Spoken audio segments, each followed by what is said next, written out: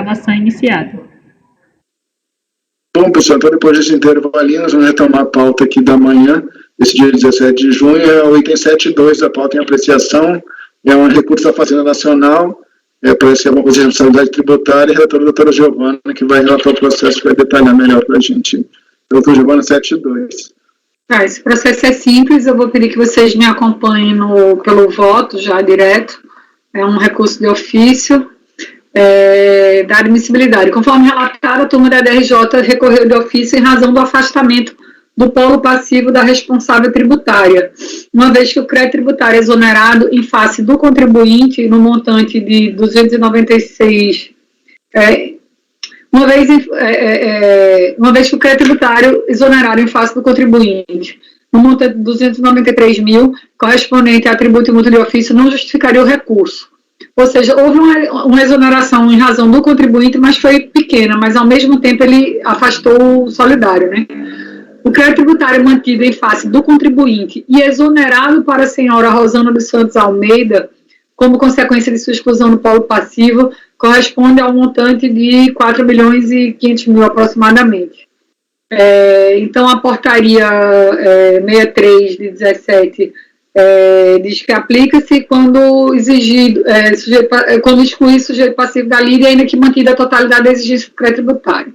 Então, o total mantido foi superior ao limite de alçada e a responsável solidária foi excluída.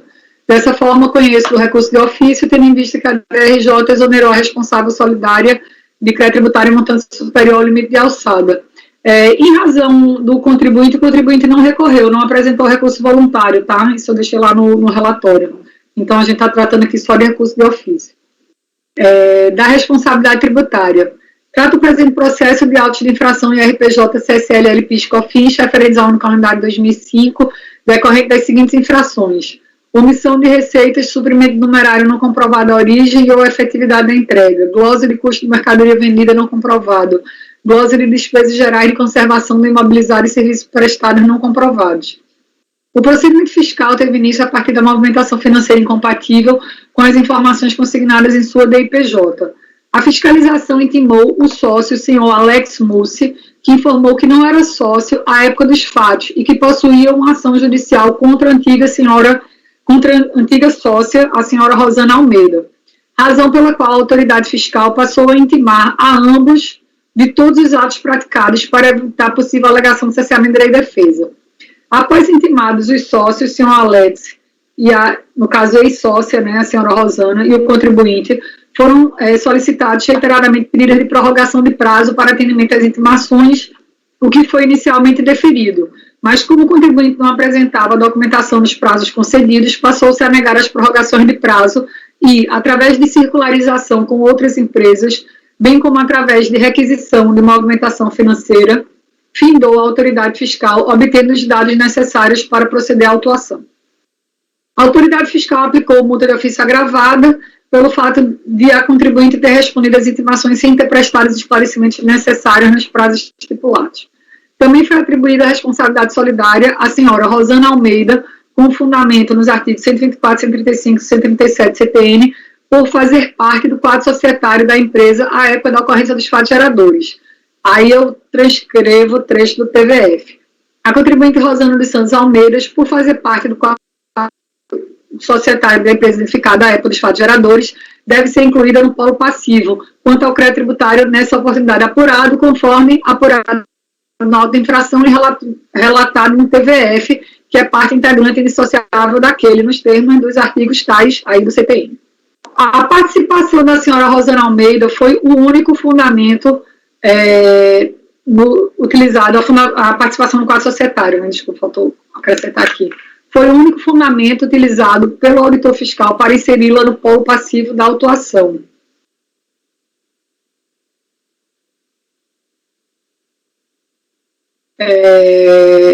De pronto, resta afastada a responsabilidade com fundamento no artigo 135 do CTN, pois nenhuma das infrações foram tipificadas como fraudulentas e não foi apontado qualquer ato praticado pela sócia com excesso de poderes ou infração à lei, contrato social ou estatutos. Não houve qualificação de multa, tá? Foi 75%. Quanto à imputação da responsabilidade com fundamento no artigo 124, apesar do auditor não ter indicado o inciso, presume-se que a acusação trata de interesse em comum na situação que constitui fato gerador. Também não se sustenta a responsabilidade por esse fundamento, posto que o interesse comum não pode ser caracterizado pelo simples benefício econômico resultante de redução dos tributos. Nesse sentido, transcrevo o parecer normativo COSIT 4/2018, que dispõe sobre responsabilidade solidária, do 124.1. E aí ele veio falar sobre a indeterminação do termo interesse comum e como deve ser compreendido. Aí aqui o interesse, vou ler só o que está sublinhado, que o interesse comum ocorre no fato ou relação jurídica vinculada ao fato gerador do tributo, é responsável solidário quem tenha atua de forma direta, realizando individual ou conjuntamente com outras pessoas atos que resultam na situação que constitui fato gerador, como que seja em relação ativa com ato, fato ou negócio que deu origem a fato jurídico tributário mediante cometimento de atos ilícitos que o manipula. E aí vem, o interesse deve ser no fato ou na relação jurídica relacionada ao fato jurídico tributário. Assim, o mero interesse econômico, sem comprovação do vínculo com o fato jurídico tributário, não pode caracterizar a responsabilidade solidária. Isto posto, o fato de a senhora Rosana Almeida ser sócia da pessoa jurídica à época da ocorrência dos fatos geradores não tem o condão de alçá-la de modo automático no polo passivo da relação tributária, sem que sejam apontados os atos por ela praticados ou sua relação com os fatos que constituíram os fatos geradores. Sendo assim, não merece reparos a decisão recorrida ao excluir a senhora Rosana Almeida do polo passivo da autuação. Pelo exposto, voto por conhecer do recurso de ofício e no mérito por negar-lhe provimento. Ou seja, a infração não foi qualificada, ela foi alçada só porque era sócia. Tem dúvidas? Alguma dúvida, pessoal? Acho que é um processo bem tranquilo. Ela era sócia administradora? Não há relato, nem há relato que era a única sócia. O que qualificou integralmente esse parágrafo que eu coloquei aí na folha 5 do meu voto. Se eu for dizer que ela era administradora, que ela fez algum ato, eu vou estar inocente da acusação. Não consta que ela tenha feito atos de administração.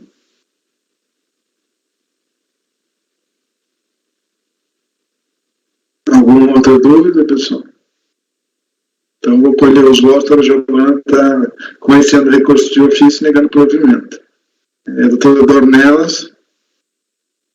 Concordo, Giovana. Acompanho. Doutor Lisandro.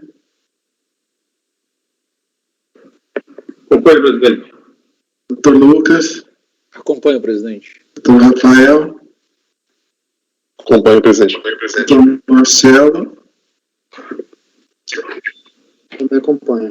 Doutora Mauritânia. Com a relatora, presidente. Eu também voto com a relatora. Então, ficou esse item 7.2 da pauta, conhecer o recurso de ofício e no mérito negar o provimento por unanimidade de votos. 73 agora, doutor Lisandro é o relator, Nutrimix, Indústria e Comércio de Alimentos. Responsabilidade dos administradores também.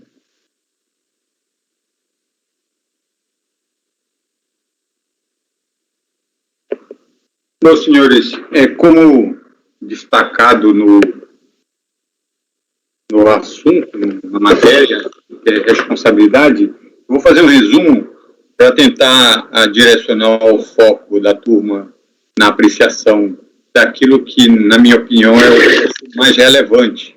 Claro que ficou aberto a maiores esclarecimentos ou até a descrição mais minuciosa dos fatos. O que acontece é que esse processo ele já veio aqui para o CARF. E, na época, veio para essa turma, eu não era componente da turma. Mas o que aconteceu foi que houve solidariedade, como diz a matéria, né, dos sócios da empresa, e a DRJ, analisando a impugnação da Nutrimix, né, da empresa, verificou que a empresa defendia a exoneração dos sócios. Então, a DRJ julgou por não conhecer dessa impugnação nessa parte onde a empresa defendia a exoneração dos sócios, porque empresa é empresa, pessoa física é sócio, então os sócios deveriam ter apresentado uma impugnação individualizada, né? Quando veio para o CARF, o relator percebeu que, apesar da impugnação trazer realmente trazer esse pedido, o número de sócios, vamos dizer assim, mas na impugnação da empresa, havia documentos individuais dos sócios. Eles apresentaram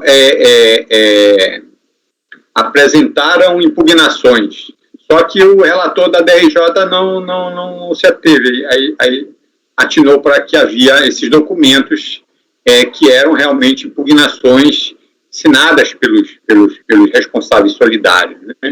Então foi anulada o acordo da DRJ, para que a DRJ protasse novo acordo. Isso foi feito. Então, após essa emissão desse novo acordo,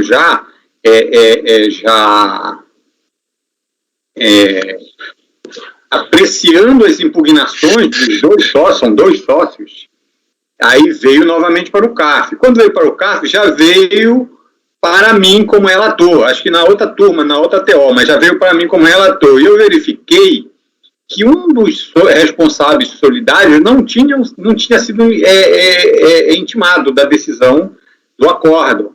Aí foi um despacho, não chegou nem a ir para julgamento, um despacho para que o outro responsável solidário, um deles, fosse intimado, porque estava faltando aquela intimação. Foi feita essa nova intimação, essa intimação estava faltando, e por fim agora vem para o CARF para que seja julgado toda a matéria, a tributação, a responsabilidade dos solidários, etc. E o que eu percebi foi que agora há um documento único.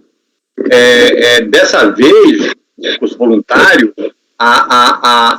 não há aquela apresentação individualizada que houve lá na DRJ, né? Para o CARF apresentaram um recurso voluntário único, mas com aquele pedido da empresa para que exonere os sócios das suas responsabilidades. No caso, eu estou mais ou menos seguindo a mesma linha do primeiro acordo da DRJ. Por quê? Porque no primeiro acordo da DRJ, analisando o documento único, verificou-se que a empresa estava tentando impugnar em nome dos sócios. Se houvesse só aquele documento, o acordo da DRJ não teria esse tipo de problema. Mas, como tinha impugnações individuais, ele acabou sendo nulo. Mas só que aqui para o CARF não houve esses recursos individualizados, pelo que me consta. Procurei aí e não achei.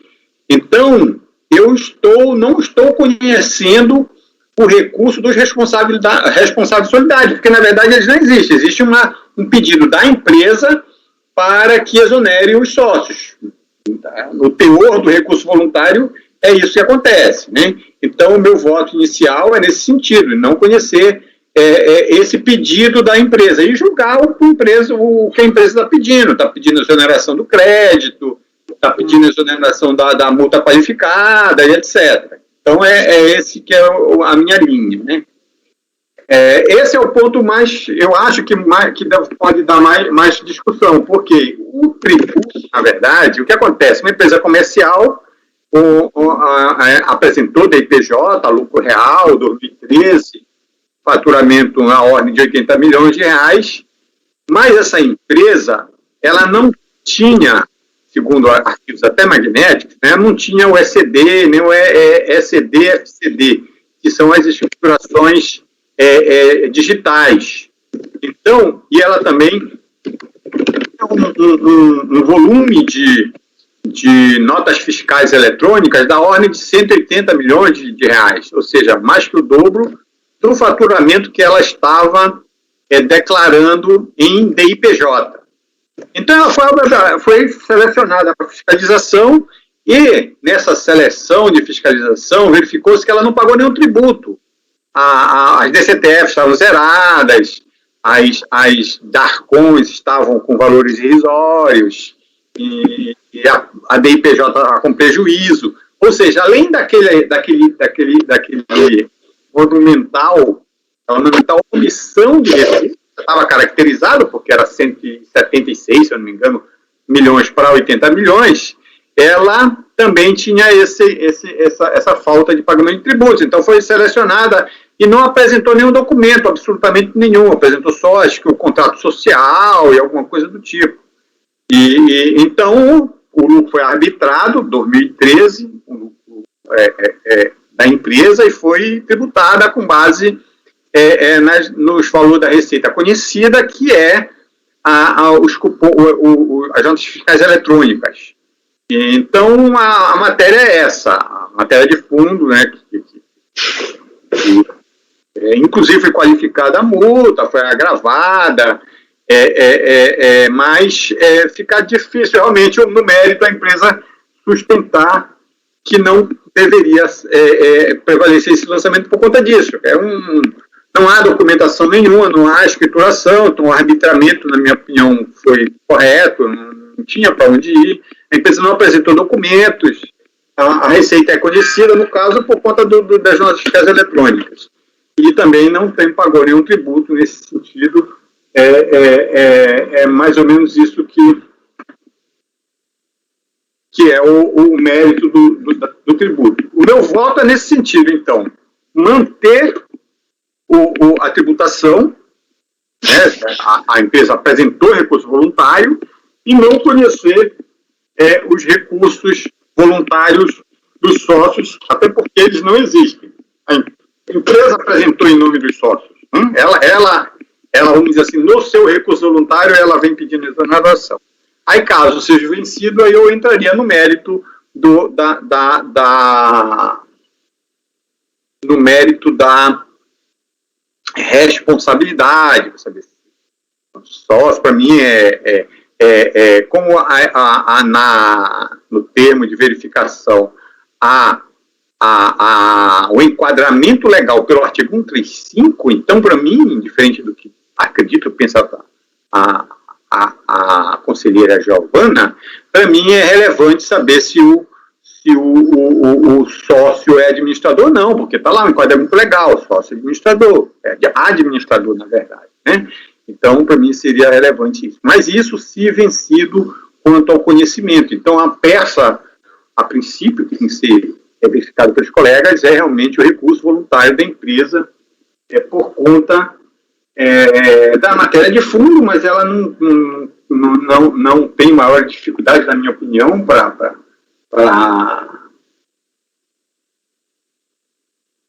negar provimento, e a responsabilidade dos sócios. Eu não sei se eu resumi muito, presidente, mas é que, como o imbróglio processual é maior do que a questão de fundo da tributação, a questão de fundo me parece ser simples, eu resolvi explicar para os colegas aí, porque já veio para o CARF, inclusive para essa turma, não fazia parte dessa turma, acho que foi o Fernando que foi o relator, mas ele devolveu, a turma devolveu, disse, olha, nulo a cobra da RJ, porque, por mais que tenha só uma impugnação, mas também há 2 documentos, impugnação e assinado pelos sócios. Então, no caso, realmente era nulo a cobra da RJ. Resumi demais, presidente? Não, acho que está bem claro. Também. Acho que não sei se o senhor quer ler alguma coisa do relatório. Não, presidente, sinceramente, não vejo grandes dificuldades. Bom, eu vou passar alguns pontos, então. Posso ter perdido alguma coisa? Então, retorno para julgamento. Isso aí é o acórdão, relatório do acórdão da RJ, retornos para julgamento, porque o julgamento foi anulado pelo CARF. Então, retornam para julgamento os autos de infração, folha 270, lavados pais de Nutrimix, pessoa jurídica, no calendário de 2013, apurado por arbitramento, como falei, com base na receita obtida de SPED, que são as notas fiscais eletrônicas, e isso aí o demonstrativo consolidado, quando ficar claro aí que o multa não só qualificada como agravada, né? A turma de julgamento proferiu um primeiro julgamento, também está aí, folha 931952, onde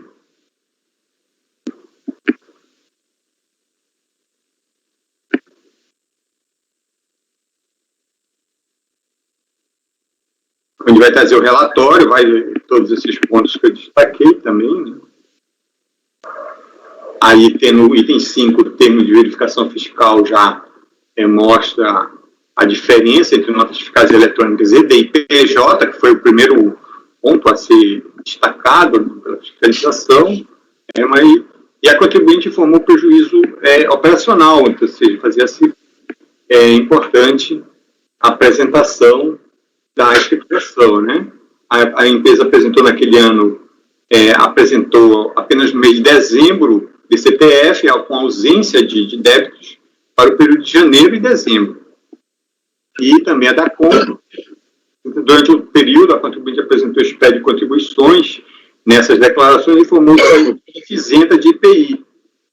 Tem aí, apesar das receitas, mas não tem a tributo, porque estaria, segundo a empresa não vem trazendo, refutando tentando defender essa isenção nos seus recursos, né? A DIMOF também foi utilizada, mas apenas para efeito de comparar a movimentação financeira com a movimentação fiscal, mas a DIMOF não foi utilizada como base de tributação, mas colocou-se aí também, comparou-se também os valores, né? Então, sintetizando no item 10 do relatório, diante dos fatos expostos, a fiscalização sintetiza as irregularidades cometidas, a ausência de ECD nos anos de 2011 e 2015, esse aqui é o 2013, tá?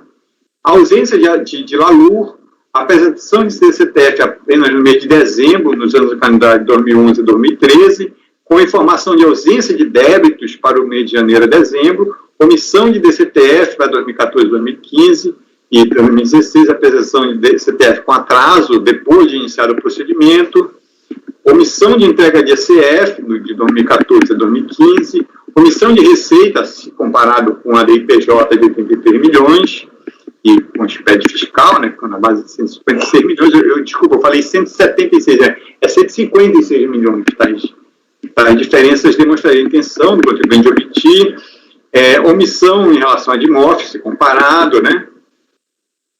Aí, item 11, a fiscalização já defende que isso teriam artifícios dolosos voltados à sonegação, arbitrou-se o lucro, item 12, aí, o percentual de arbitramento foi 9,6%, o PIS também vai trazer a descrição da tributação pelo PIS, já que é um arbitrado, então a legislação, ela prevê uma tributação pelo cumulativo com uma alíquota de 0,5% e 3%, sem aproveitamento de créditos. Então, item 14, o valor da receita foi o do SPED, né? Aí, importa destacar que o valor de 156 milhões é um valor aproximado, né, das informações prestadas em SPED fiscal. A diferença refere aos descontos em nota, que pelo SPED você consegue apurar. Aí no item 16 está a tabela de tributação, com devoluções de terceiros, né, qualificou-se a multa de ofício, agravamento, e responsabilidade solidária foi imputado aos responsáveis, passivo solidário e sócio da pessoa jurídica Ademácio de Oliveira Silva e Mário Uchi Morara, nos termos do artigo 135 do CPN, e feita a representação fiscal para fins penais, ciência e impugnação.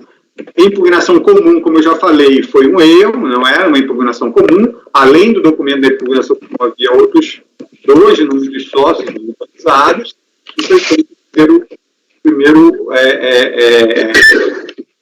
voto lá no onde item 99 lá primeiro acórdão, dada a ausência de argumentação em contrário, torna-se definitiva em sede administrativa a imputação da responsabilidade solidária dos sócios, senhores Ademácio e Mário. É a ciência do primeiro grau, né? Julgamento no CARF, onde se anulou os acordos.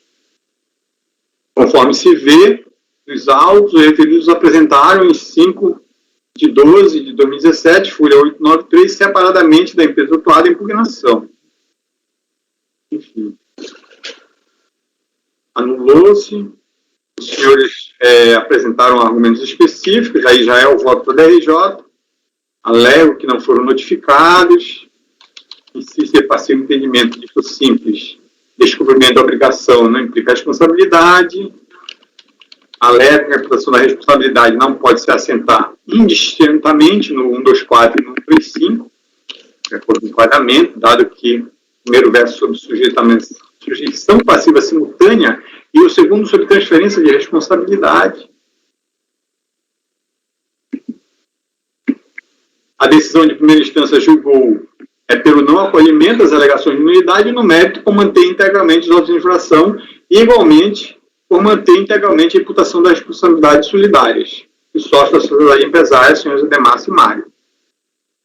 Cientificada a decisão de primeira instância, a sociedade interpôs recurso voluntário, 9 de 6 de 2014, folhas 8, 4, 3 e seguintes, em que repete os argumentos já apresentados na impugnação. Solicita-se seja acatada a preliminar suscitada para reconhecer a ilegitimidade dos sócios Ademácio e Mário, para figurar no polo passivo da presente demanda, pelo que deve ser desconsiderados mesmos como os responsáveis solidários. Cientificada a decisão de primeira instância, o responsável solidário e sócio da sociedade, senhor Ademácio, não interpôs recurso voluntário.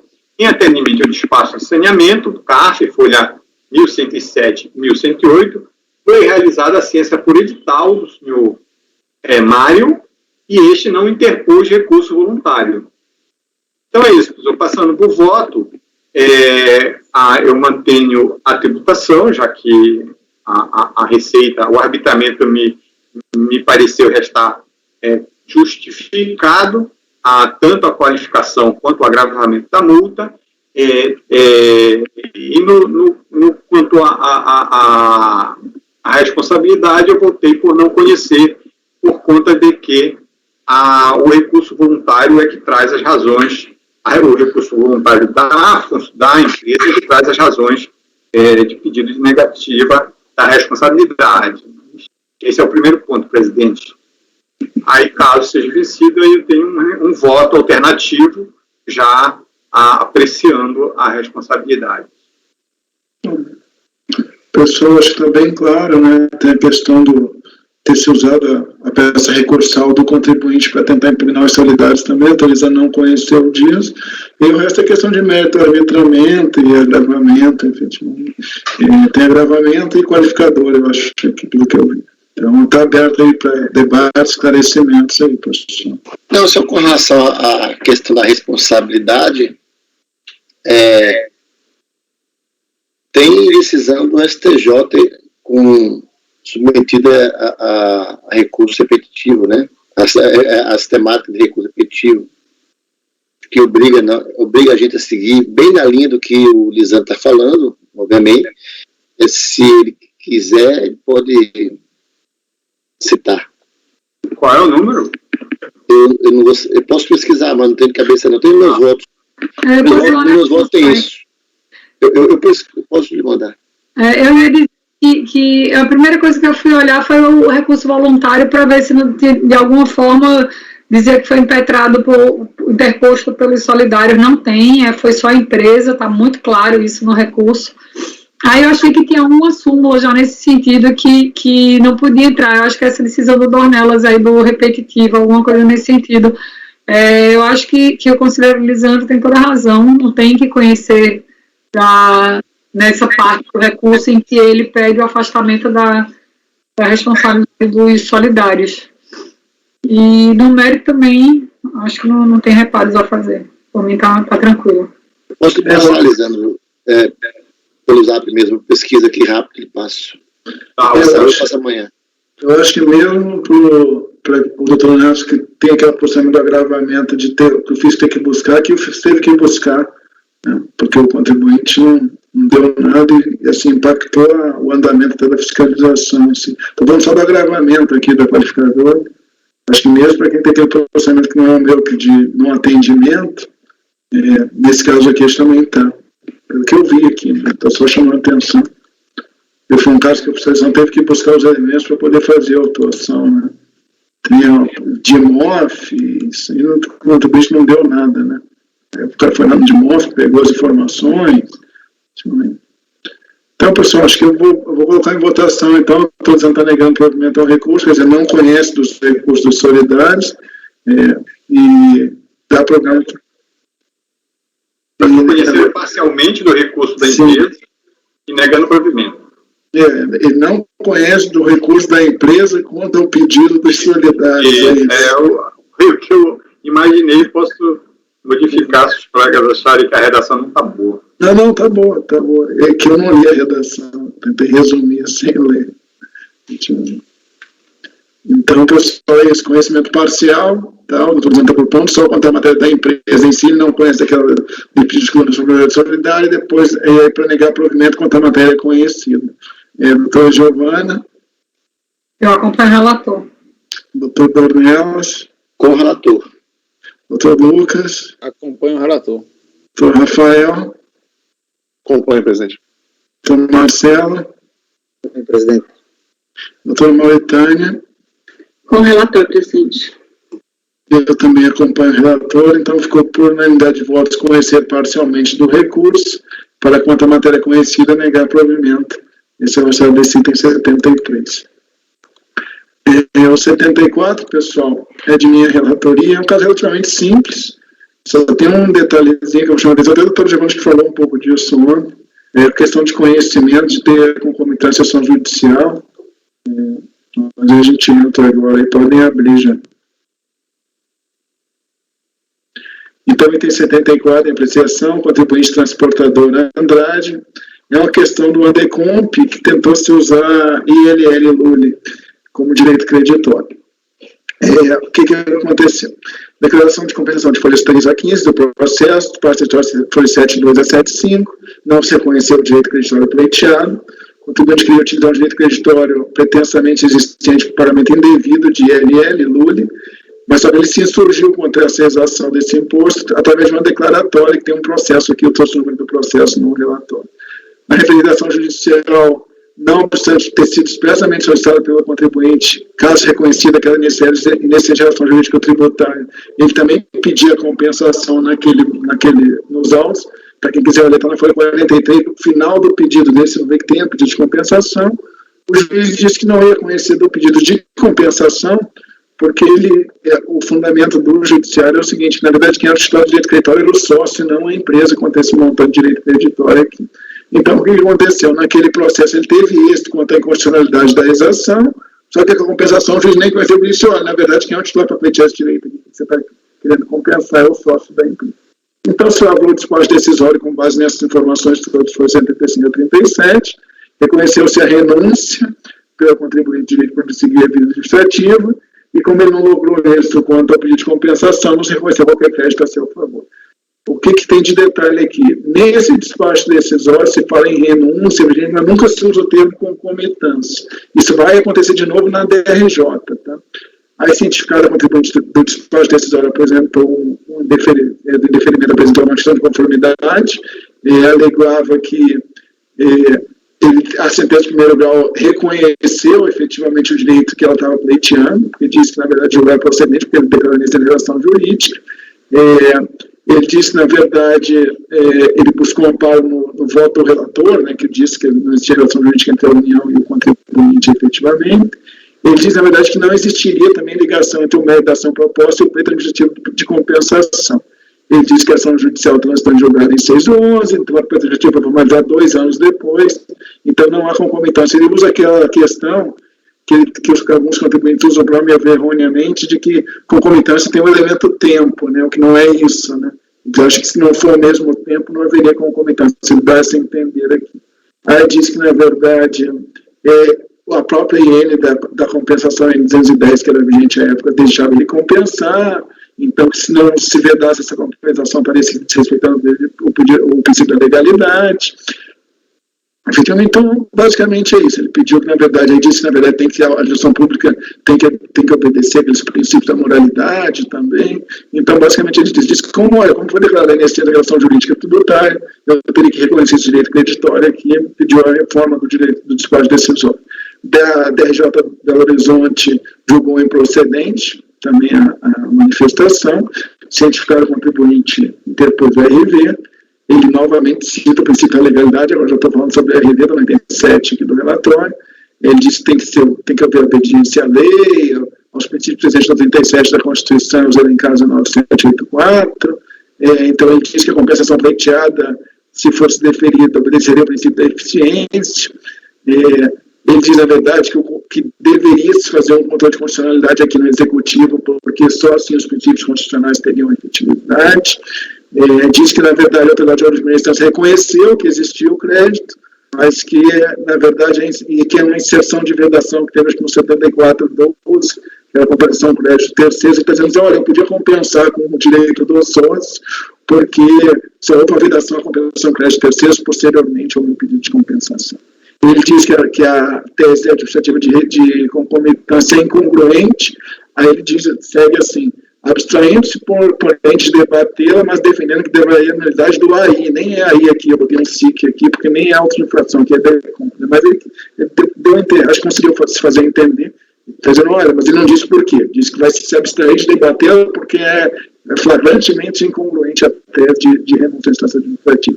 Diz que teve êxito na ação judicial, que ele cita aqui em algum momento, acho que até o próprio patrono dele disse, acho que ele na intimação, ele diz, olha, o patrono disse que eu tive êxito na ação, então, portanto, por isso que eu estou compensando aqui, em algum momento ele diz isso no processo. Faz a referência ao trecho do acordo transitado em julgado, e diz o seguinte, aí que talvez seja um ponto, que ele diz o seguinte, olha, como eu tinha um elemento mais amplo no processo judicial, eu tinha declarado para outros de relação jurídica tributária, e também eu tinha a questão da compensação, não tem identidade de objeto, então, na verdade, ele tenta fazer, assim, fazer com que a gente acredite que não há concomitância, porque o outro objeto não é o caso contrário, né, que até a gente tem bastante também, de aqui ser mais amplo do que o judiciário. Aqui, na verdade, é o contrário. Diz que, olha, como eu tinha 2 pedidos lá, na verdade, somente um deles é o pedido daqui, que é a compensação, não tem identidade de objeto. Aí diz novamente a mesma coisa que disse anteriormente, que estaria violando o princípio da legalidade, os partes decisórios, e eles permitiriam compensar. Diz que o 170A, que fala daquilo de não trânsito em julgado, não se aplicaria. Acho que não é bem o caso aqui, porque realmente o pedido transitou, o pedido foi protocolizado aqui depois que transitou a ação no judiciário, então isso aí também acho que nem foi avocado aqui por nenhum momento, invocado em nenhum momento por qualquer autoridade tributária que essa questão sempre vive, mas ele falou, 170, só foi instituído depois, não era aplicado ao Código Contrário, porque a demanda já estava em curso. Então ele disse que não tem razão para o indeferimento da compensação, cita as INs todas, cita os artigos da Constituição do CTN, então quer que seja conhecido julgar o procedimento de recurso com a reforma integral do recorrido ou anulação daquele recorrido. Eu vou passar o voto. 1/9 de 2008 ele foi cientificado, apresentou em 29/9, o pleito é tempestivo, e aqui eu basicamente reconheço a concomitância, porque na verdade está bem claro no pedido dele que houve o pedido de compensação em sede de judiciário e que não foi conhecido lá porque se entendeu lá o juiz com uma ação transitada em julgado que o direito era do sócio e não da empresa. Eu digo que efetivamente que na verdade o objetivo lá, além de discutir a inexistência da relação jurídica tributária, a opção do Poder Judiciário apreciou expressamente o pedido de compensação, que foi não conhecido lá. Trouxe aqui um excerto do parecer Cosite, que fala até da situação contrária, que é a mais comum, né, que na verdade o judiciário é menos amplo do que o que se diz aqui, e se diz para só se apreciar aqui o que é diferente do que está sendo apreciado no judiciário, mas a interpretação, obviamente, que deve fluir disso é que se o pedido de lá é mais amplo, o que está sendo menos amplo aqui, mas está em objeto de discussão aqui, não poderia ser discutido aqui. Com isso, eu só digo aqui que o que está evidenciado de forma objetiva, um ótico objetivo para ter o dispositivo sentencial transitado em julgado, não conhecido de forma expressa de compensação, eu trago aqui. dispositivo sentencial que diz assim: não obstante, não conheço o pedido de compensação, de vez que o sujeito passivo direto à obrigação tributária é o sócio. E foi esse quem pagou o tributo, só o juiz dizendo a sentença que nós estamos julgando. E somente esse pode pretender reaver, não a empresa, em face do que dispõe o artigo 6º do CPC, se é a sentença que transitou. Então, com base no disposto, eu aplico o teor de rigor da súmula 1, que também citei a súmula 1 do CARF aqui. Acho que a identidade de pedido de compensação e aquele já deduzido nos autos do judiciário. Então, na verdade, é caracterizada a renúncia, eu não conheço do recurso. É assim que eu estou votando. Aí tem um caso vencido do 14 em diante, que eu acho que, assim, se eu ficar vencido acontecer reconhecimento de concomitância e não conhecimento do recurso, a gente entra na questão. É isso, pessoal. Basicamente, é um pedido de compensação deduzido em juízo de L, que não se conheceu lá, o contribuinte acha que nós temos que conhecer aqui de novo, essa é a questão. Aí está aberto aí para debate e esclarecimentos. Que a própria PEC ele coloca para argumentar, que é um argumento de defesa dele, termina prejudicando, quando ele diz não tinha concomitância porque meu objeto era maior, era a inexistência de declaração e compensação. Então, assim, acho que a gente não precisa nem lucubrar muito para poder reconhecer uma concomitância nesse caso, né? Não, ele, na verdade, ele não tem como fazer diferente, porque se você olhar essa página 43 lá, está bem claro, no pedido dele, no item C, está e compensação, efetivamente. Tem nem aquela discussão, está no meio do pedido, não, no pedido está lá, e compensar os valores, efetivamente. Ele faz até uma planilha depois dos valores que ele queria compensar em juízo. Então, pessoal, acho que eu vou botar em votação, então, não conhecendo concomitância, doutor Giovanni. Eu estou votando assim. Eu acompanho o relator. Doutor Dornelas. Acompanho o relator. Doutor Lisandro. Acompanho o relator, presidente. Doutor Lucas. Acompanho, presidente. Doutor Rafael. Acompanho, presidente. Doutor Marcelo. Acompanho também, presidente. Doutor Mauritânia. Acompanho, presidente. Tá bom, pessoal. Então ficou esse da minha relatoria, o 74, por unanimidade de votos, não conhecer do recurso voluntário. Com isso, pessoal, a gente acho que encerrou essa pauta da manhã, né? Aí eu não sei, acho que não ficou nada pendente, não, né? Esse era o último, a gente. Eu acho que agora a gente pode, eu nem preciso interromper a gravação, eu acho, né? A gente pode começar a fazer os outros. Agora que a gente tem que voltar lá naqueles de ontem, da cast informática, né? Acho melhor, né? A gente tem uns 5 processos pendentes do primeiro dia, a gente jogou, acho que 2 ontem, né? Depois, o 4 e o 5. 4 e o 5. Então, eu estou dando tá, acho que... pendente 6, 7, que eu acho que é da cast, e 38. E ainda tem o 11 e 39. A gente está com 5 processos pendentes, atrasados. Tá mudo, doutor. Sem som lá nelas. Tem como passar o número, Giovana, por favor, dos processos para ser julgado? Tá, é o 6. Eita, não. Peraí, deixa eu só... O 6 é 2012-07. 07. O 7 é o 2012-13. Certo. E o 38, esse é o tempo de ajudar que eu vou ter que ir lá. Né? 2012. 2012, doutor Lucas falou. Aí depois, doutor Daniel, dá o sistema fácil, que eu acho que é seu também. Tá? Isso. E aí o primeiro ficou 2012-07, não é isso? 2012-07. Isso. Vamos lá. Então, pessoal, a prestação item 6 da pauta, tá? Request informática, final 2012-07. Doutor Dornelas com a relatoria.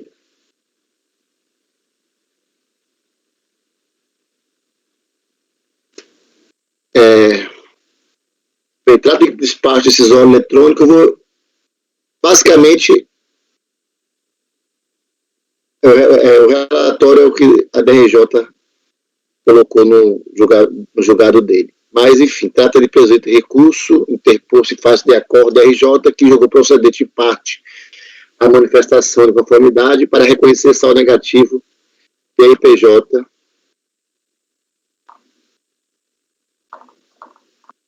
remanescente do primeiro trimestre de 2008, no ano 6.000 281. Esse é o primeiro trimestre de 2008 e tem o próximo vai ser o quarto trimestre de 2008, salvo engano. Também parecido, inclusive o caminhamento. Então, o que eu acho que discutir aqui é para o outro, presidente, só a gente vai confirmar, mas é isso. Então, de acordo com a RJ, no relatório trata-se de despacho eletrônico, número tal, emitido em Brasília, homologando parcialmente as compensações declaradas. E não homologando as compensações declaradas. Não. Homologou uma e em outras duas não homologou. Então, reafirmou que é saldo negativo de imposto de renda para o trimestre de 2008. Obviamente, é trimestral aqui a apuração. Está copiada aí a parte dos partes decisórios, também apagado, mas se dá um zoom, dá para ver direitinho. Então, basicamente, então, a discussão vai ser em torno das retenções, né? E o saldo negativo é formado exclusivamente por retenções na fonte. Então, o contribuinte ele entra com recurso com manifestação de conformidade,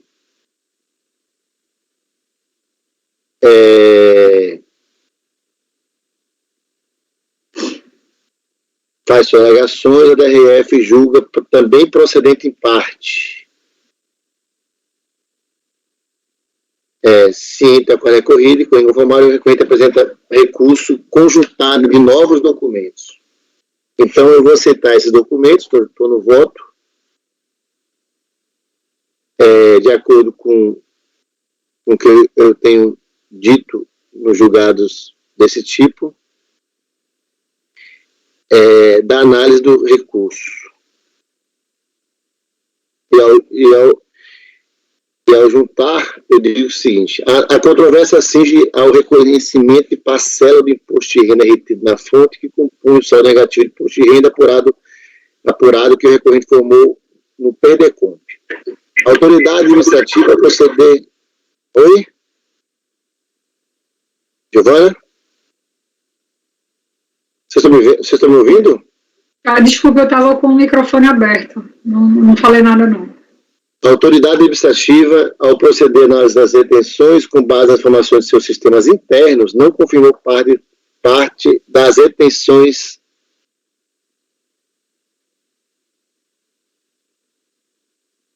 na fonte e reconheceu parcialmente o crédito.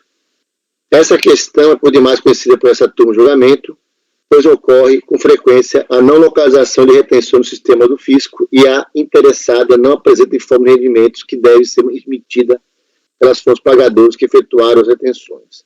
Para ter direito a efetuar a compensação dos créditos, a legislação de regência da matéria. Para ter direito a efetuar a compensação dos créditos, a legislação de regência da matéria, o FIS destaca a necessidade do contribuinte apresentar comprovante de retenção. Para direito a efetuar a compensação dos créditos, o fisco destaca a necessidade do contribuinte apresentar comprovante de retenção emitido em seu nome pela fonte pagadora nos termos do que dispõe 55 da Lei 7.450. Por outro lado, caso a fonte pagadora não encaminhe as DIFs ao fisco, ou faça com valor divergente do utilizado pelo beneficiário do pagamento, que teve as retenções, o beneficiário do pagamento fica sujeito a não reconhecimento pela autoridade administrativa da ocorrência daquelas retenções, e dessa forma fica sujeito a não homologação das eventuais compensações em que as utilizar. É fato que o direito do beneficiário do pagamento é um direito do beneficiário de pagamento e um dever da fonte pagadora a emissão de informe de rendimento. Contudo, forçoso reconhecer que o beneficiário do pagamento não tem gestão sobre o comportamento da fonte pagadora. E como não tem este poder, recorrente tem que comprovar retenções por outros meios. Para o caso de comprovação de retenção sem informe de rendimento, como ora analisado, essa turma de julgamento, em consonância com a súmula 143 do CARF, é adotada a regra de que a comprovação pode ser feita pela apresentação de outros elementos, como os abaixo elencados. O embasamento legal é o parágrafo 1º do artigo 9º, decreto tal, de 77. Consta dos parágrafos os seguintes justificativos para confirmação parcial ou não, confirmação de alguns valores do IRF. Há de se ressaltar que, no presente caso, os rendimentos e as respectivas retenções são relativas à retenção de pagamento de órgão público, 6190. Nesse contexto, à luz dos documentos juntados ao processo, eu fico tratando de hipótese que faz jus a uma nova análise pela unidade local. Então, está se falando aqui, então, as retenções é 6190, né? A norma local do direito creditório alegado, esse que, em configuração sumária, os documentos apresentados atendem às regras que orientam essa decisão para análise das retenções quando não apresentados em forma de rendimento. Então, estou supondo se óbvio dos informes de rendimento, conforme nós temos decidido aqui. O motivo desse cambiamento sente-se no fato de que as provas juntadas, com exceção dos informes de rendimento, não foram analisadas pela autoridade administrativa, o que, no meu entender, é relevante para o reconhecimento do direito creditório de discussão. Há de se ressaltar que o procedimento previsto no rito do artigo 74 pode ser revisto no caso em que foi instaurada a fase litigiosa do procedimento ou ainda que pela autoridade administrativa, quando deva ser apreciado fato não conhecido ou não provado por ocasião do ato original, decorrente do fato subveniente, e ainda se destina a contrapor argumentos. Estou só justificando a questão do despacho complementar aqui. Assim, o rito decreto, que está também, inclusive que, no entanto, o recorrente não foi certificado de uma nova decisão. Assim, pelo exposto, voto por dar provimento parcial ao recurso voluntário para afastar o óbice de que a prova do IRF se faz exclusivamente por meio dos informes de rendimentos, com consequente retorno dos autos a DRF de origem para a verificação da existência, suficiência e disponibilidade do direito creditório pleiteado, devendo o rito processual ser retomado a partir daí. É assim como eu voto. Esse julgamento, ele pode ser estendido para o outro, presidente. 7. Desculpa, Mauro, fale. Depois eu... Não pode falar. Para complementar, não é isso? Eu prefiro falar depois, porque aí eu só complemento, entendeu? Não, eu concordo. Só ali quando você fala para casos de comprovação de retenção sem forma de rendimento, como hora analisada, essa turma tem adotado, aí você fala assim, pode ser feita pela apresentação de outros documentos como os abaixo elencados. Eu acho... não tem nenhum elencado. Isso, eu senti também essa necessidade. Eu acho que na hora que eu vou completar isso aqui, certamente são documentos produzidos e não foram analisados. Pode tirar, acho que se você quiser, pode tirar esse conforme os abaixo elencados, né?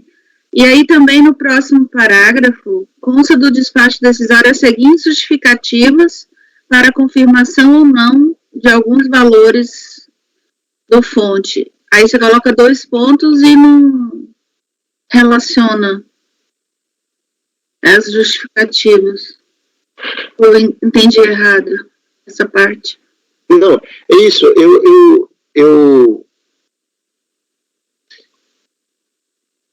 Isso aqui eu vou inserir a justificativa.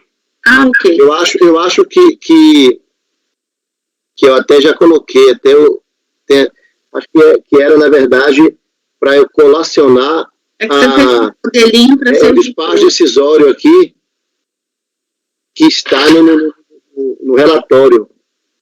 Eu vou ver com calma aqui, eu vou até colacionar aqui logo. Então, o despacho decisório, ele justificou, para colacionar o despacho decisório. Não tem uma imagem lá no relatório do despacho decisório? A justificativa dele é com relação a retenções. Eu tenho uma outra questão aqui para se esse processo deveria, de fato, voltar para a origem, pelo seguinte: pelo que eu vi, na manifestação de inconformidade, apesar da ementa falar da necessidade, que normalmente pode ser o comprovante, mas ele deixa a margem de, poderia ser outros documentos, pelo relatório daqui, ele, na manifestação de conformidade, ele já apresentou nota fiscal, das operações submetidas à retenção, livro, razão e contábil analítico, entendendo serem provas hábeis e idôneas para comprovar o direito. Informa trazer também informe de rendimentos, aí tal. Aí vem a decisão da DRJ. Aí a DRJ, ele deu provimento, julgou procedente em parte a impugnação. E se você for ver o crédito original é 500 e tantos mil, aqui só se discute um residualzinho de 6.200, ou seja, da diferença lá do 577, acho que para um 519, dá aí uns 60 mil aproximado. A DRJ reconheceu uma parte ainda, que eu estou imaginando que seja coisa perto de 50 mil, e restou 6 mil. E na manifestação de inconformidade, pelo que está relatado, ele apresentou nota fiscal, livro, razão e contábil. Eu acho que desses 6 mil que não ficou comprovado, aí ele trouxe mais documento para esses 6 mil. Existiu realmente esse óbice por parte da DRJ de não analisar essas notas fiscais, ou ela analisou e dentro do que ela analisou ainda faltou um pedacinho, e aí agora ele complementa o pedacinho que não veio, entendeu? Porque se ele complementar esse pedacinho que não veio, não acho que seja caso de voltar para a origem e recomeçar tudo. A DRJ não analisou, não deu o pedacinho que não veio, porque provavelmente não tinha prova daquilo ali. Entendeu? Eu estou na dúvida, teria que analisar melhor, mas entendeu qual? Eu não sei se eu entendi. Se eu coloquei isso aí, certo?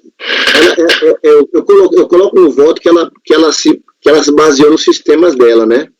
Como se ela não se. Então, não tinha os informes, então eu vou basear no meu sistema e dei isso aqui. Deixa eu só verificar. Deixa eu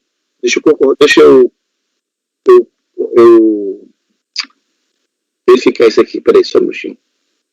Eu vou estar dando uma olhada aqui, porque pode ser o seguinte, pode ser que a DRJ pegou e disse assim, eu não considero as notas fiscais, eu não considero a contabilidade, mas eu consegui encontrar no sistema, então o que eu encontrei no sistema eu reconheci. Ainda assim não reconheci esses 6 mil. Eu acho que foi isso que aconteceu. Então, assim, ela não analisou as provas que o contribuinte trouxe. Então, ela só abriu com base no sistema dela. Por isso que eu estou dizendo que assim, existe um óbvio imposto pelo DRJ dos informes de rendimento. O contribuinte não trouxe, eu vou fechar os olhos para o que você está trazendo e vou olhar aqui no sistema. O que der aqui eu dou. Eu vou só confirmar se foi isso. Eu acho que foi isso. Aí eu acho que é um óbvio isso aí.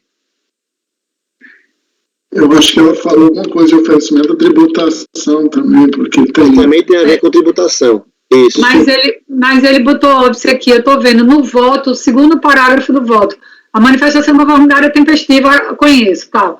De plano, cumpre assinalar que a presente análise restringe-se à verificação dos dados disponíveis no sistema de processamento da Receita Federal de conformidade com o critério adotado no despacho decisório automático em litígio. Ou seja, ela ignorou a nota fiscal e qualquer coisa. Isso, exatamente. É isso aí. Aí, obviamente... Cadê?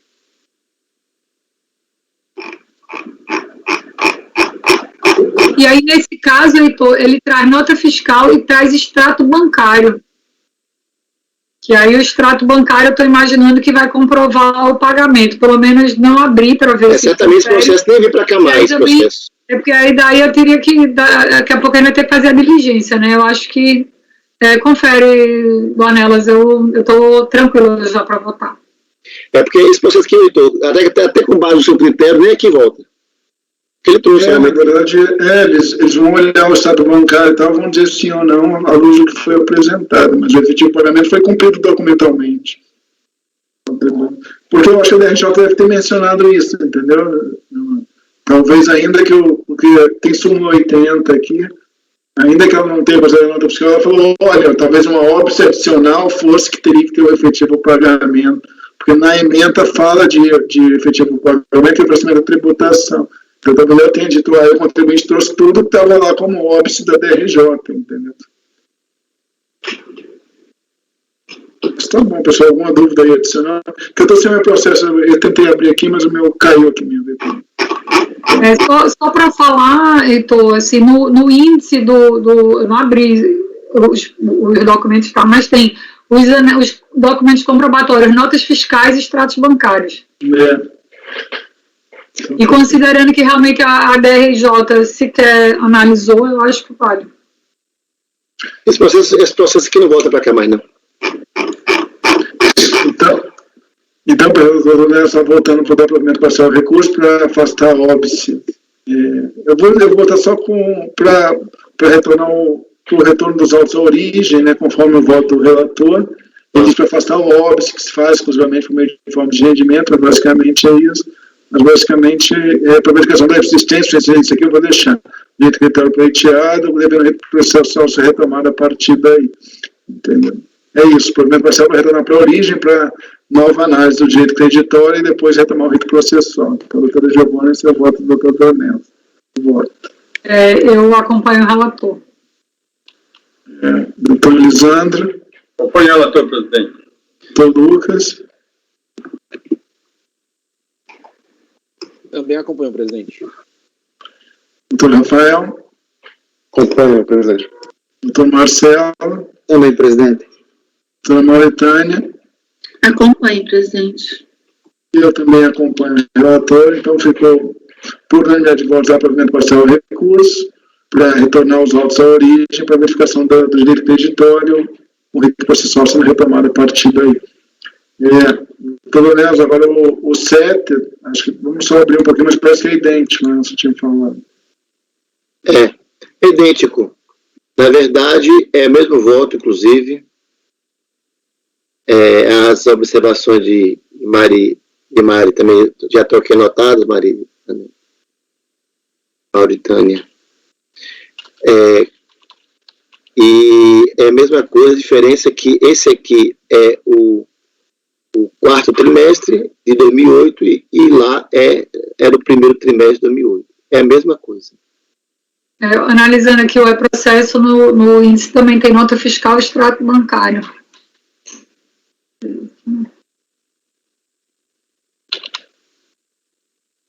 Então, pessoal, eu vou restaurar exatamente idêntico ao outro, provimento parcial ao recurso, para afastar o óbvio que a prova se faz por meio de forma de rendimento, retornar à origem. Então, doutora Giovanna, é mesmo? Só para colher os votos formalmente, agora é o item 7. Item 7, acompanho o relator. Doutor Lisandro. Doutor Lucas. Acompanho, presidente. Doutor Rafael. Acompanho, presidente. Doutor Marcelo. Acompanho. Doutora Mauritânia. Acompanho, presidente. Eu também acompanho. Então, também o 7 ficou por unanimidade de votos, dá provimento parcial para retorno à origem, para verificar o direito creditório, retomando o rito processual a partir daí. Agora, doutor Dornelles, o próximo, acho que é o 38, né? 38. 36 ou 38, acho que eu sabia aqui. 38. 38. E tem 38 da pauta, com a minha apreciação, ainda cast informática. É o doutor Dornelles, relator, final 2012.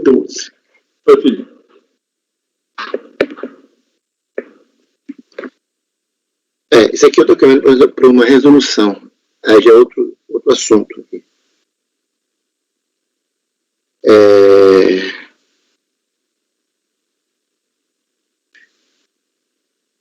Podemos ir para o voto. Então, constante relatado, a compensação não foi homologada pelo lado de origem, porque constatou-se que o DARF apontado foi integralmente utilizado para quitação de débitos próprios. Na manifestação de conformidade, alegou-se que se tratava de pagamento devido de tributo e que incorreu em erro de preenchimento de declaração. A DRJ não acolheu as razões de defesa alegadas por ausência de prova cabal em relação aos valores em questão, aduzindo que o contribuinte não se esmiscuiu de apresentar a comprovação documental contábil do fato alegado, ou seja, não apresentou prova de que o valor revertido aos cofres públicos não era o declinado em sua CPF. No recurso, o contribuinte insistiu na alegação inicial, só que desta vez, ao contrário do que ocorreu na sua manifestação, se fez acompanhado de LALU e demonstrativos para provar o indébito, esclareceu que, de fato, seu pleito consiste em recolhimento devido do tributo. narra que é o optante do lucro real trimestral, aí começa a contar a história dele, aduziu. Narra que é o optante do lucro real trimestral, que em 29 de novembro de 2010 foi recolhido via DARF valor de 39 mil, sob o código 5952, referente ao período de apuração da primeira quinzena de setembro de 2010, e que nesta mesma data, 29 de novembro, também foi recolhido via DARF valor de 47 mil, sobre o Código de Receita 59, referente ao mesmo período, sendo que o valor do débito devido, na verdade, seria 52. Ele está dizendo que é duplicidade. Eu vou ler essa parte aqui com calma para vocês entenderem. É porque parece que houve uma confusão da RJ isso aqui. Narra que é o optante do lucro trimestral, que em 29 de novembro de 2010 foi recolhido via DARF valor de 39.900, sob o Código da Receita 5952, referente ao período de apuração primeira quinzena de setembro de 2010. Anexo 1. E que, nessa mesma data, 29 de novembro de 2010, também foi recolhido via DARF o valor de 47 mil, sob o Código de Receita 5952, mesmo código, referente ao mesmo período, conforme anexo 2, sendo que o valor do débito devido, na verdade, seria 52 mil. Então, ele recolheu duas vezes, 52 mil seria o valor devido. Aduziu que na confecção da CTF do período, anexo 3, inseriu no campo do débito apurado o valor de 52 mil, do jeito que deve ele, correto, portanto. E nos créditos vinculados informou os dois DARFs recolhidos, aqueles do primeiro, 39 e 47. E ainda uma compensação efetuada através de uma decomp enviada a 29 de 11 de 2012, no valor de 4.650. Assim, totalizou créditos vinculado um montante de 93 mil, né, ele recolheu, e faz um débito, o valor declarado de 52 mil. Com o intuito de regularizar o recolhimento efetuado indevidamente e a maior, permitiu a decomp, agora, posteriormente, 0/2 de dezembro de 2010, permitiu a decomp, informou o valor do crédito postulado, o valor de 39 mil, que é a diferença.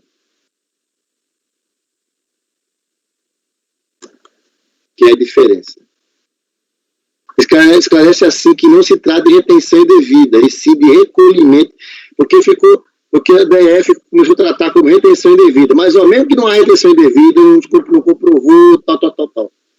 Esclarece assim que não se trata de retenção indevida, e sim recolhimento indevido decorrente da duplicidade de recolhimento. E para comprovar o equívoco, faz juntar de folha do seu livro diário 2010, onde consta a contabilização do pagamento pleiteado, nas páginas que enumera, está aqui as páginas que enumera, pugnando pelo provimento do seu recurso, a fim de ser reconhecido direito creditório pleiteado e homologação das compensações. Eu tive que me passar um tempo nesse processo para entender, porque me parece que a DRJ não compreendeu isso aqui. Como se viu, o contribuinte trouxe documentos necessários. Aí como o contribuinte trouxe esses documentos, eu estou convertendo o processo em diligência de acordo com o que nós estamos conversando aqui.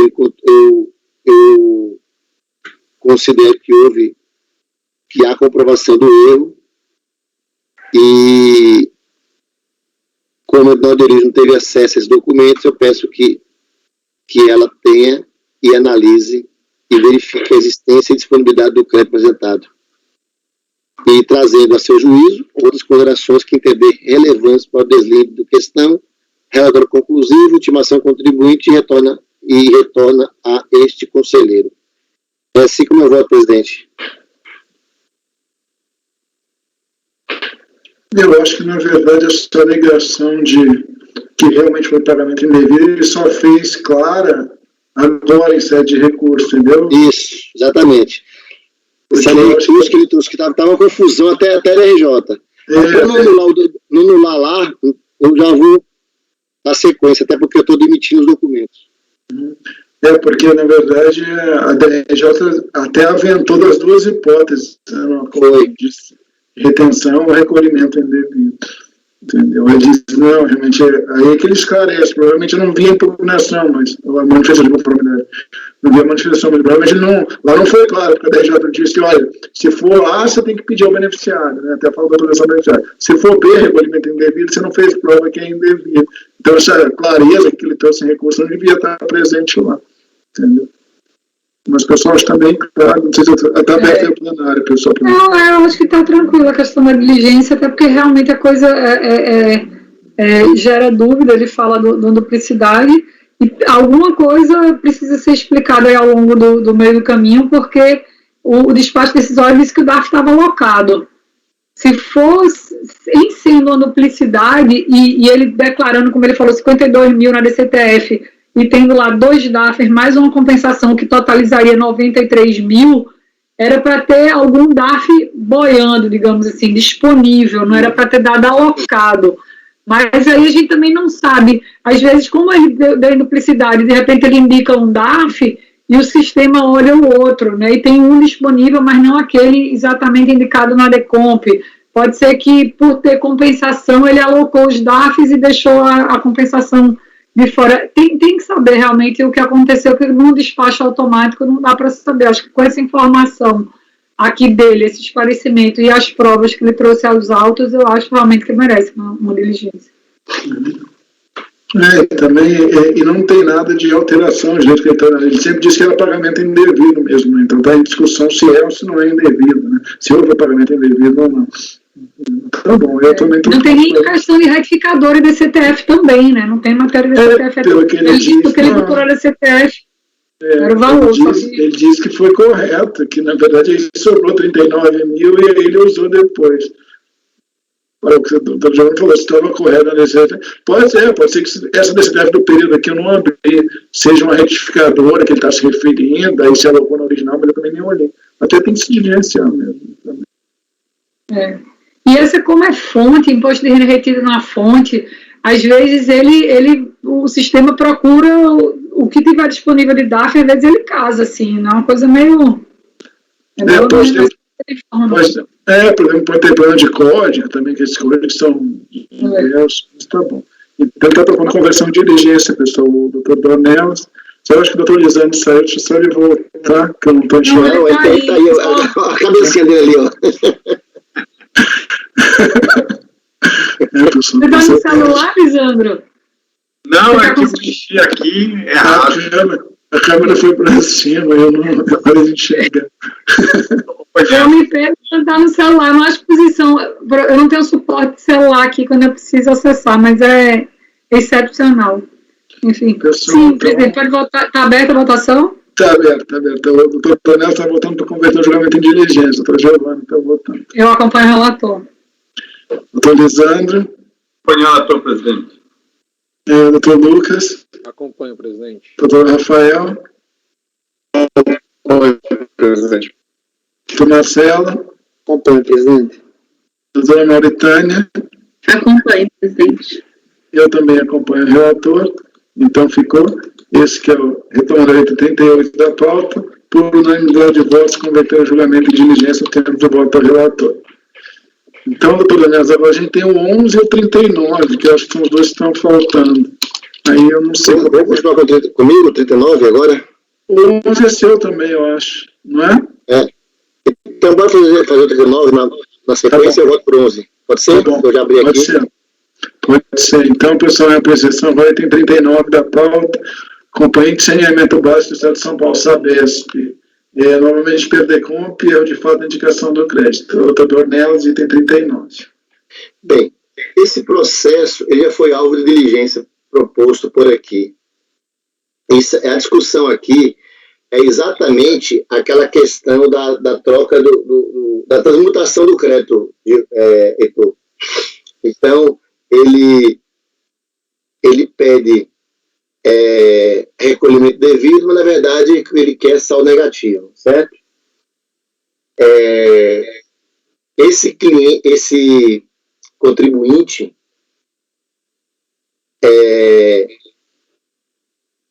ele tem alguns processos vinculados a esse crédito aqui, certo?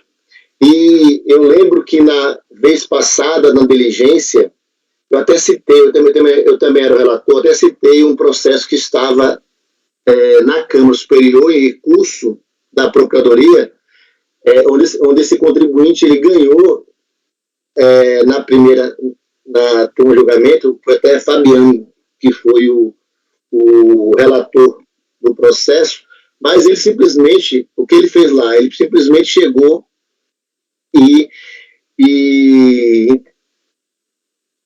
reconheceu o direito de mudar, de alterar, reconheceu que houve ali um mero erro de preenchimento, reconheceu, mas ele não liquidou, ele não chegou e avançou, não disse que crédito ele tinha nada. Aí a Procuradoria recorreu à Câmara Superior e na época que nós julgamos na primeira diligência, nessa resolução, estava pendente de análise do recurso do procurador. Agora eu fui ver qual foi o desfecho, e lá a Câmara Superior reconheceu que estava certo mesmo, que podia transmudar, reconheceu isso aí, foi até voto de Viviane.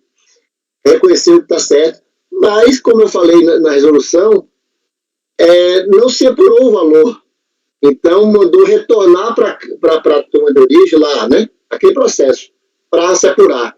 No nosso aqui, naquela época, nós reconhecemos aqui a possibilidade e nós pedimos apurar lá na DRF. A DRF voltou com uma diligência que, a meu ver, foi equivocada. Eu estou então, ou seja, aquele processo ele já está no DRF. Agora lá vai voltar o rito normal com relação a isso. Então, eu entendi que foi equivocado. Então, eu vou pular esse relatório, que eu acho que eu resumi o relatório.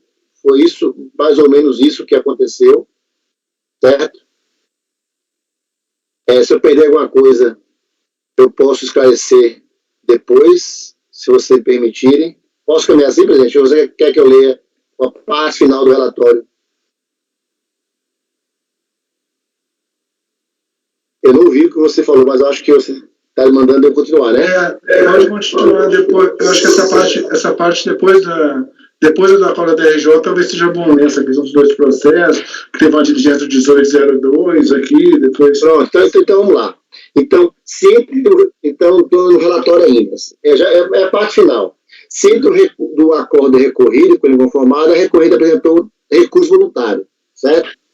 Em uma primeira apreciação, a segunda turma especial dessa sessão de julgamento, mediante resolução 1802, determinou juntar os presentes autos o processo 2009-62, para que fossem julgados conjuntamente. É esse processo que eu me referi lá na Câmara Superior. Depois de apensados, em seguida foram os autos desapensados. De tal sorte que aquele processo foi julgado de forma isolada pela segunda Câmara da primeira turma ordinária, que foi o voto Fabiano que eu me referi, e atualmente aquele processo se encontra na DRF de origem, em razão da decisão proferida pela Câmara Superior para que reanalise o crédito sob a forma de saldo negativo mesmo, mas ela quer agora o crédito. Aí está aqui o acordo 9101, certo? De dezembro de 2019, foi recente até. Colocado novamente em pauta de julgamento, então já estou falando aqui do nosso processo, né? Vou até deixar mais claro aqui.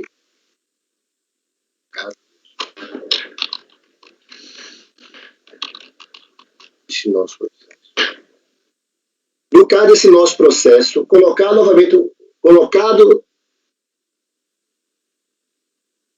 novamente em pauta de julgamento, esse colegiado, mediante a resolução 301, a que eu me referi anteriormente, decidiu converter o julgamento diligente para a fim de apurar o crédito sob a forma do saldo negativo. Decidiu ainda que fosse verificada a existência da suficiência e disponibilidade do crédito pretendido, elaborando, na sequência, um relatório conclusivo. Em decorrência disso, a unidade de origem aportou usar o documento de folhas tais 414, 418, noticiando que realizou a apuração do saldo negativo para o plenário, concluindo que o contribuinte teria imposto a pagar naquele ano. Está aqui, o quadrozinho que ela mesma está a se manifestar, o contribuinte discordou com da conclusão realizada pela autoridade responsável pela diligência, aduzindo que o valor do saldo negativo do ano calendário 2004 não é composto apenas por estimativas pagas na forma da diligência. Além dos valores estimativos recolhidos em DARF, é composto também por valores de retenções de órgãos públicos federais e de compensações realizadas. Na sequência, elaborou demonstrativo de acordo com as linhas da ficha 16 a 7 da sua PJ válida de 2005. Aí ele trouxe aqui a tabela. Então, esse é o relatório, certo? Então, da análise. Como visto, por exemplo, o processo foi o alvo de anterior diligência que teve o intuito de apurar o crédito sob a forma de saldo negativo e sua existência, suficiência e disponibilidade. De acordo com a recorrente em sua manifestação acerca do resultado da diligência, o fisco poderia apurar o crédito, considerando todas as informações existentes em sua DIPJ, mas o fez parcialmente, pois considerou apenas os pagamentos realizados, não se atentando que, além dos valores estimativos recolhidos em DARF, o aludido saldo negativo é composto também por vários valores de retenções de órgãos públicos federais e de compensações realizadas. Colação demonstrativa indicando com clareza a composição do saldo negativo pleiteado. Eu até acho que ela fez o trabalho do fisco aqui. Apresenta outro demonstrativo com informações das compensações informadas, inclusive situações atuais de seus processamentos. Aí está aqui o documento produzido, ele identifica aqui os valores, decomp, tipo dos, enfim. E traz informações atinentes às situações atuais dos processamentos. Informa o andamento processual das compensações homologadas, noticiando que há 2 processos administrativos que discutem os valores a saber, o A e o B. Eu tenho limitação no processo, então eu procurei ver aqui, não sei se na época travou, mas não consegui achar nem o processo que ele falou aqui, o primeiro, que diz que está em recurso voluntário, e nem achei o processo anterior, que no caso ele disse que já está encerrado. Isso aqui não teria como eu encontrar mesmo, né, porque está encerrado, arquivado com a decisão homologando a compensação. Ora, todas essas informações demonstram a inconsistência e a ausência de zelo no trabalho realizado da diligência, devendo por isso mesmo ser refeita para considerar as informações mencionadas. Ressalto por oportuno que, na hipótese de existir processo administrativo, já botei assim porque não consegui encontrar, que discutem a homologação das compensações realizadas na quitação das estimativas mensais, pendente de julgamento definitivo, a autoridade deve aguardar a decisão final para, em seguida, fazer análise do direito pretório em litígio. Estou fazendo aqui 2 em 1, estou fazendo, certo? Desta forma, proponho converter o julgamento em nova diligência para que a unidade de origem adote as seguintes providências. Aí eu vou pedindo de forma específica, não mais do jeito que eu coloquei na primeira vez. Para mim era o óbvio, mas enfim, reanalisando o crédito sob a forma de saldo negativo para verificar a existência, suficiência e disponibilidade do crédito pretendido. Na apuração, a autoridade responsável deve considerar todos os valores declarados na DPJ, ou seja, tanto os valores da estimativa recolhida no DARF, como os valores das retenções. Não precisava dizer isso aqui, mas estou tentando estou pegando pelo excesso. Aí estou colocando aqui, na hipótese de existir processo administrativo que discutem a homologação das compensações realizadas na quitação, depois eu acesso aqui, realizar a quitação das estimativas mensais, pendente de julgamento, deverá aguardar a decisão definitiva final na esfera administrativa, para em seguida fazer a análise do direito pretório em litígio, considerando, inclusive, o resultado do julgamento desse processo.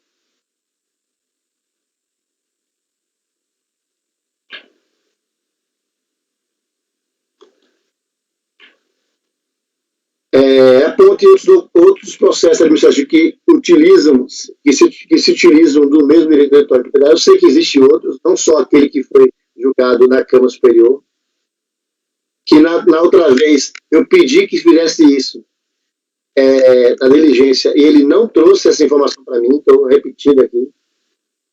E após a verificação, relatório conclusivo, contribuinte, e volta para aqui para a gente resolver essa pendência de vez. E com isso, eu acho que já vai liquidar também todos, inclusive aquele processo daquele superior, ela vai aproveitar essa diligência aqui. Bom, pessoal, está bem claro, né? A diligência só levou as estimativas pagas em consideração, não fez retenção de fonte nem compensada, e tem a compensação do outro processo que vai ser junta com esse aqui, né? Ser juntado com esse aqui. O pessoal está aberto aí para debate e esclarecimento. Não, eu digo assim, para mim está muito... Desculpa, Giovanni. Pode falar, depois eu falo. Não, eu só ia dizer assim, para quem aceita a conversão do tipo de crédito na DECOMP, tá tranquilo, então eu vou acompanhar o relator. Eu acho que a diligência não foi feita a contento, né?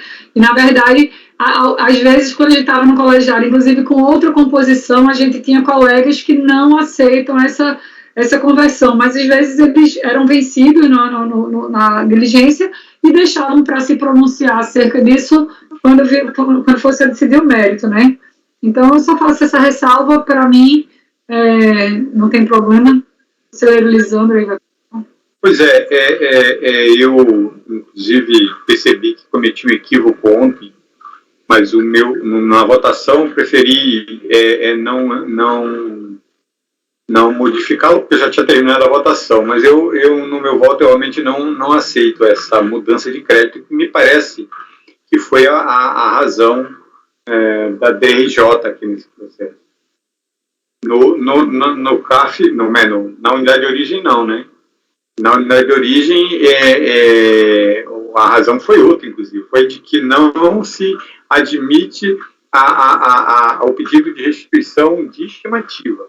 Na DRJ, não, foi que ele estava mudando para saldo, não é isso? Então, eu já votaria por negar provimento. Então, eu não vou nem entrar no mérito. Eu estava pensando em pedir vista, porque eu achei forte a expressão falta de zelo, quanto à antiga diligência. Mas, como eu tenho esse voto por negar provimento, eu prefiro esperar se for negar provimento. Então, Lisandro, eu posso até tirar aqui. Eu, quando eu fiz esse voto, eu até coloquei antes aqui, com todo respeito, mas eu vou aproveitar a tua fala e vou tirar isso aqui. Vou só demonstra inconsistência no trabalho realizado. Tá mais leve, né? Eu ia até dizer, Dornelas, porque de repente o entendimento da unidade de origem era que considerasse só estimativa, porque o pedido original era estimativa. Eu acho até que talvez eles tenham tido zelo, porque a tabela está tão bonitinha, organizada, entendeu? Que talvez não tenha havido a falta de zelo aqui. Eu estou mais calma agora. Uma compreensão diferente, entendeu? E eu vou dizer, eu diria que, graças a Deus, acabaram com a possibilidade de compensar estimativa mesmo agora, porque está na lei, na 9430, para a gente não ter mais esse tipo de problema. Isso vai acabar. Ficava só a estimativa de um ano com do outro, e esse negócio parece que não terminava nunca. Então, graças a Deus, daqui a algum tempo, né, se a gente ainda tem por aqui, a gente pega mais esse tipo de processo. Eliseu, eu agradeço a sua fala. Eu estou mais calma agora, porque quando você vai fazendo o voto, aí você vê, fica nervoso, escrevendo nervoso, eu tenho que buscar uma palavra meia, às vezes dizendo e tal, mas eu já tirei, porque é inconsistência mesmo. Consistência. Mas obrigado. Na verdade, você queria resolver logo e não conseguiu, mas vamos ter paciência. Então, pessoal, vou colher os votos. Alguém tem alguma manifestação adicional? Doutora Giovanna, doutora Dornelas, Deus me livre de entrar em briga com o auditor. Então, eu acompanho a relatora pela diligência. Tá bom. Doutor Lisandro. Eu abro de divergência, presidente, para negar provimento. Não ter diligência, não sei. Não ter diligência. Rejeitar a conversão de diligência e negar provimento ao recurso. Acho que é essa a sua divergência. Que vai ser. Doutor Lucas. Acompanho o relator. Doutor Rafael. Eu acompanho a divergência de Lisandro, presidente. Doutor Marcelo. Eu acompanho o relator, presidente. Doutora Mauritânia. Com o relator, presidente. Eu também acompanho a divergência, não aceito essa história de poder se falar em erro de fato com troca de direito do editor, acho que é um núcleo de compensação, e também voto com a divergência. Então, ficou por maioria de votos, converter o julgamento em diligência o sendo do voto do relator, vencidos os conselheiros Lisandro, Rafael e Heitor, que negavam o provimento ao recurso. Acho que eu posso deixar assim, né? Porque está implícito que quando eu nego o provimento, eu estou rejeitando a diligência, né? Preciso botar rejeito como rejeito. Então, pessoal, ficou isso por maioria de votos, estão conversando em diligência. Esse então foi o 39. Vamos agora para o 11, né? Só eu me perdi aqui. O 38 foi unanimidade com diligência, não foi? Foi. 38, unanimidade, converteu o julgamento de diligência. 39 por maioria. Porque não tem essa questão do... Eu até perguntei se no outro não tinha, lembra? Você falou, não tem, que era... Ele sempre falou que era indevido no outro. Ele sempre disse que era pagamento. O próximo é qual? É o 11. 11. Para encerrar os que estavam pendentes para trás, né, Lucas? Confere aí. E é meu também, né? Sistema fácil. Aí só tem sistema fácil, é seu também. Né? Tá, tudo bem. Eu tô lá, gente. Então, vamos lá. Esse aqui...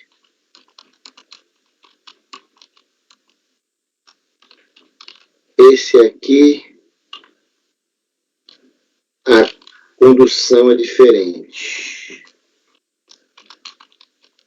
Então, podemos ir ao voto, eu acho que vocês vão entender pelo voto. Da análise.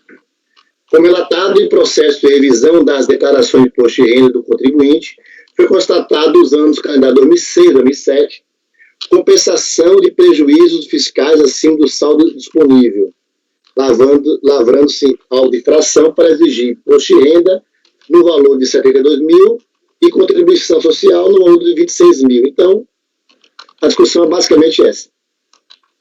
E resignado da decisão, o contribuinte apresenta impugnação, alegando que a inconsistência apontada decorreu de erro na apuração... Tem que folha, Eduardo, por favor, licença. Tem que folha?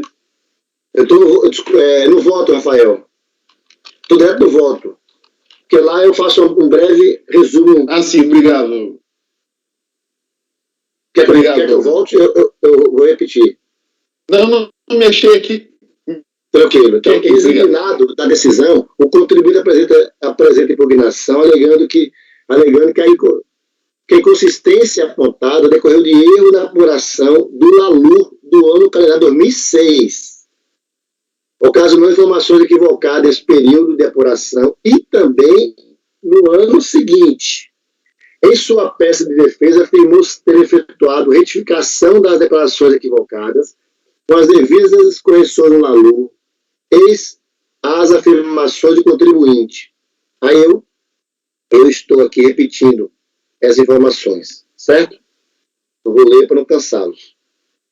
Juntamente com sua impugnação, o contribuinte apresentou cópia da parte A do LALUR, do ano calendário 2006, e da DPJ dos anos calendário 2006 e 2007, cujas informações das fichas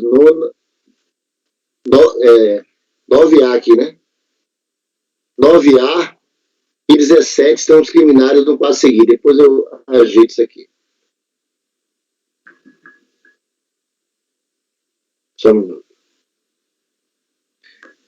Aí tem aqui esse quadro a seguir.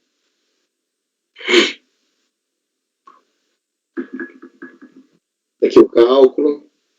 De acordo com o contribuinte, a partir das alterações efetuadas, o resultado fiscal do ano 2006 passou a ser negativo. E o prejuízo fiscal e a base de cálculo negativa da contribuição em período de apuração não foram aproveitados no ano calendário 2007. Com as correções efetuadas desse tempo, após a ciência das atuações, ele apurou saldo credores de imposto de renda e de contribuição social nos anos calendário 2006 e 2007. Esses argumentos foram apreciados pela DRJ de Ribeirão Preto, IPO, né? Que julgou improcedente a impugnação. No entendimento da RJ, retificações realizadas após a atuação não constituem prova hábil para alterar a exigência fiscal.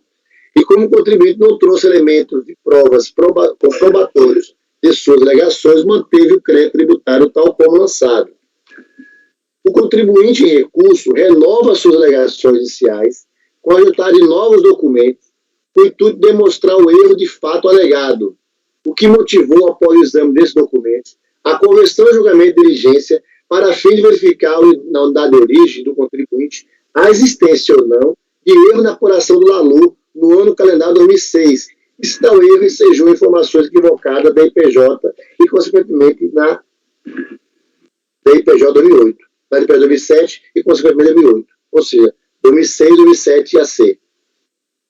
Efetuar as estimações necessárias e com base nos arquivos digitais dos registros contábeis do contribuinte, teve dificuldade com relação à prova, mas conseguiu-se chegar a isso aqui. Então, efetuar as estimações necessárias e com base nos arquivos digitais e dos registros contábeis do contribuinte, apresentado por ela, foram obtidos extratos das contas contábeis referenciadas nos ajustes, adições e exclusões, ao resultado do líquido exercício no AC 2006, quais sejam. Isso aqui é quadro da própria diligência. Da análise, constatou a diligência que os valores informados no LALU 2006 guardaram correspondência com os registros contábeis autuada. Destacou que as alterações efetuadas referem-se não somente às adições e exclusões do LALU 2006, cujos valores passaram, respectivamente, de 1.001 e 935.000 para 1.074 e 1.135.000. E concluiu que há verossimilhança das alegações do contribuinte, no sentido de ter ocorrido um erro de fato na elaboração do LALU. Então, foi o resultado da diligência. Assim, evidenciado o erro do fato alegado, o presente lançamento torna-se insubsistente e, diante do discurso, o voto dar provimento ao recurso para cancelar as exigências lançadas nesses autos. É assim como eu voto.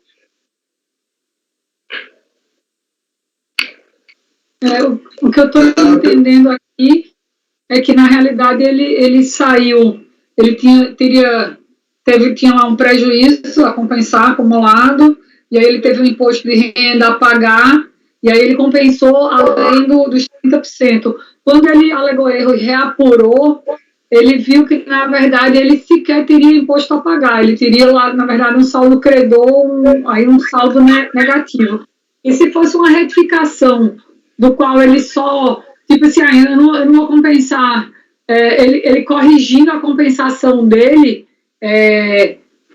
não faria sentido, mas se ele conseguiu provar que, na verdade, ele não precisaria ter compensado absolutamente nada, porque no período tinha, de fato, um saldo credor, eu acho que está correto aqui, ó.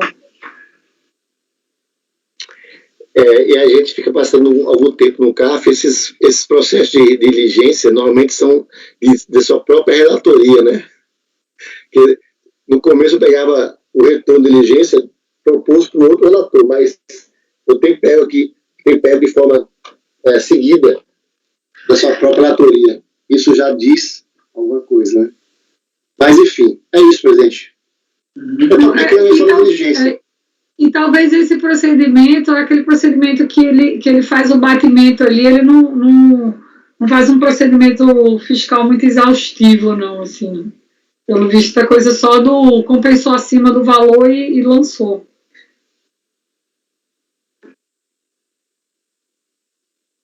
Ou seja, a diligência diz que o novo valor está ok, né?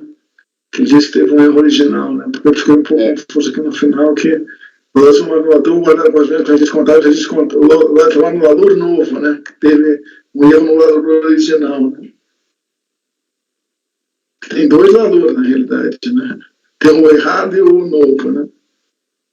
Esse que guarda correspondência com registros contábeis é o que guarda correspondência com registros contábeis, é o novo, né? Aquele retificado, né? Já.